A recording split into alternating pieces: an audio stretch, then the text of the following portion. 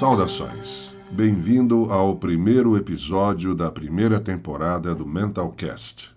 Meu nome é Luiz Geraldo Benetton, sou psiquiatra, analista junguiano e pós-graduado em medicina do trabalho.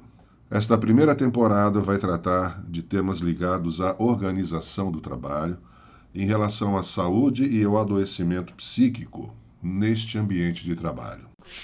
Vamos refletindo. O mundo hoje vive uma política de sobrevivência. Nós somos bilhões de pessoas com uma distribuição bem desigual no mundo e o espírito competitivo e consumista impera independente do regime político adotado. Nós estamos todos sob a mentalidade do mundo da informática, da instantaneidade da informação e também da cultura do conforto, que é um subproduto da informática. A ciência passou a ser a nossa referência moral principal, acreditamos nos avanços tecnológicos, e o ser humano, então, agora se vê num cenário que ele, há poucas décadas, não estava. Eu vou contar uma historinha da Copa do Mundo de 1958 para ilustrar o que eu quero dizer. Diz a lenda que na preleção do jogo do Brasil contra a Rússia, na Copa lá de 1958, o técnico colocou na lousa um esquema para conseguir 2 gols em menos de 10 minutos de jogo.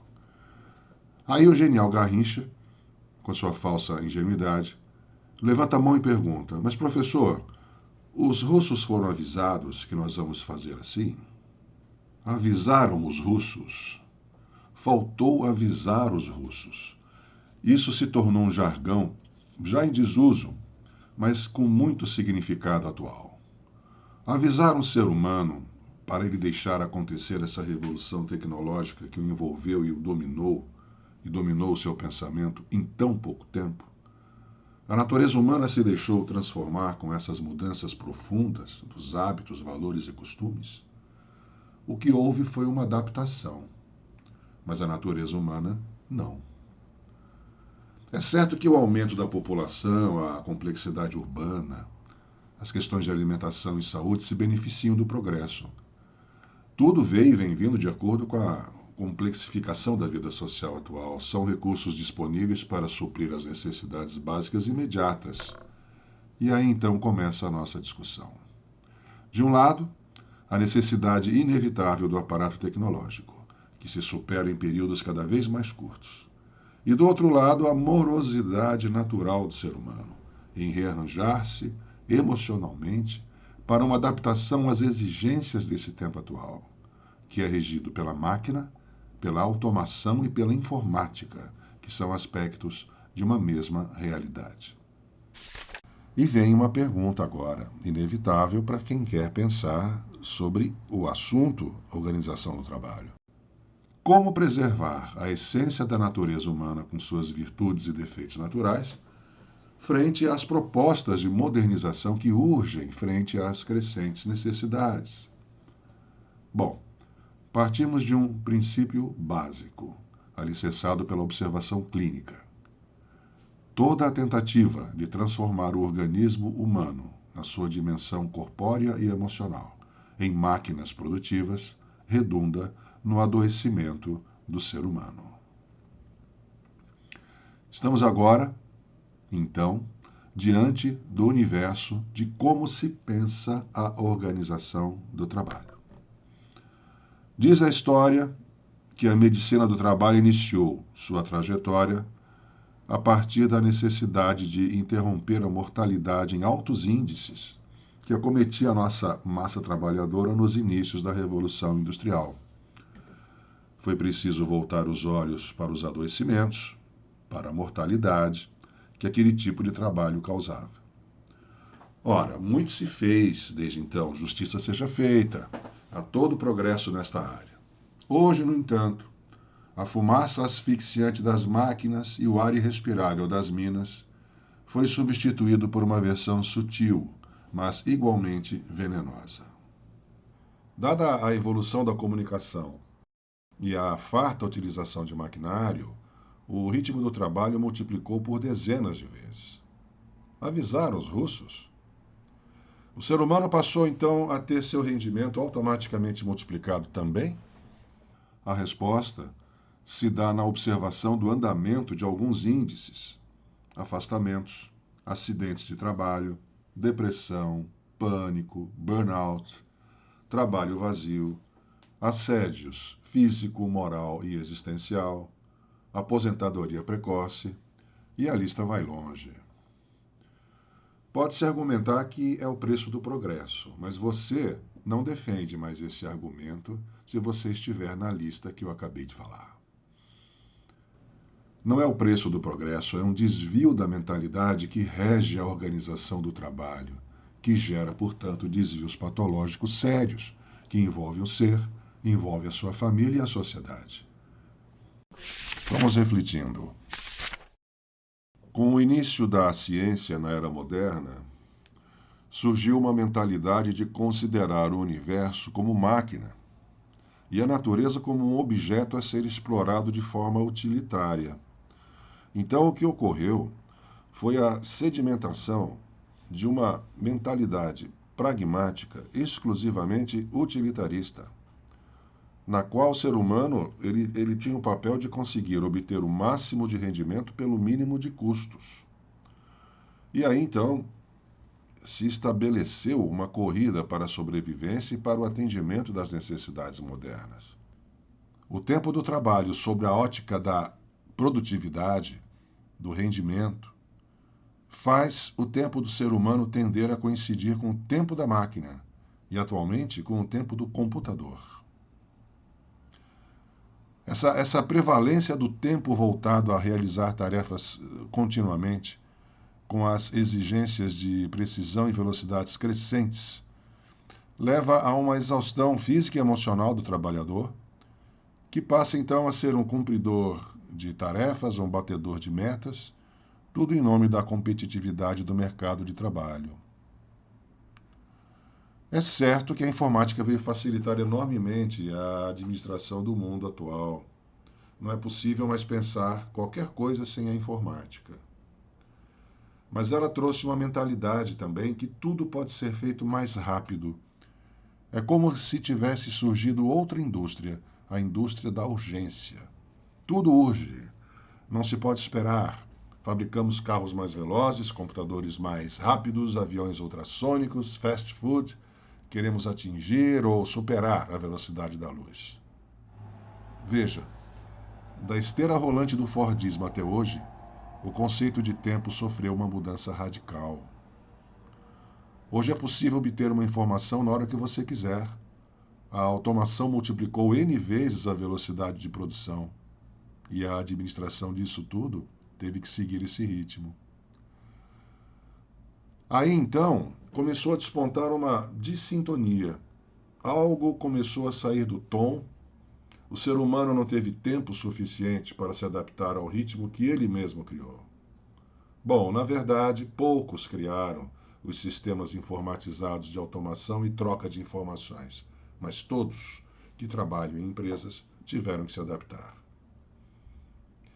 E a atenção a essa adaptação contínua trouxe um fenômeno no emocional do indivíduo que foi o rapto da sua subjetividade, dando lugar a uma atenção voltada somente para a outra objetividade dos dados.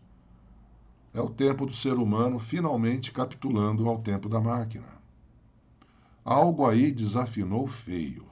E não foi o músico e nem foi um instrumento, mas foi a partitura. O texto que rege a execução da vida no trabalho traz compassos absolutamente descabidos para com a natureza humana. É necessário rever a partitura, isto é, a base da proposta da organização do trabalho.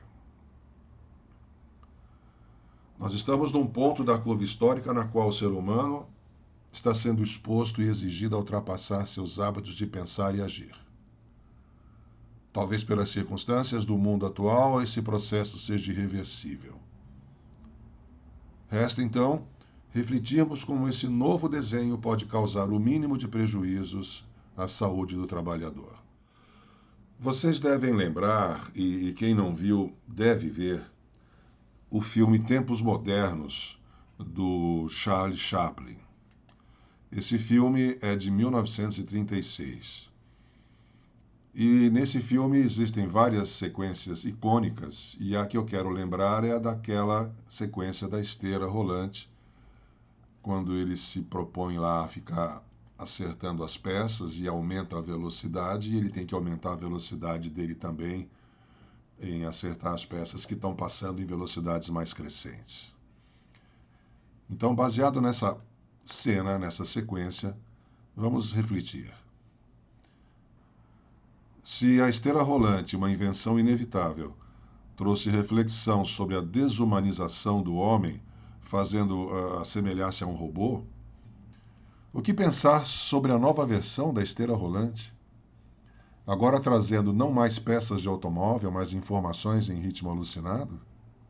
Agora, o Carlito é você. Lembremos ainda que o filme é de 1936 e termina com o personagem Carlitos entrando em surto psicótico e sendo levado de ambulância a um hospital. Uma tragicomédia oracular. Há quase um século essa crítica já era patente. A pandemia agravou muito esse cenário quanto à saúde do trabalhador.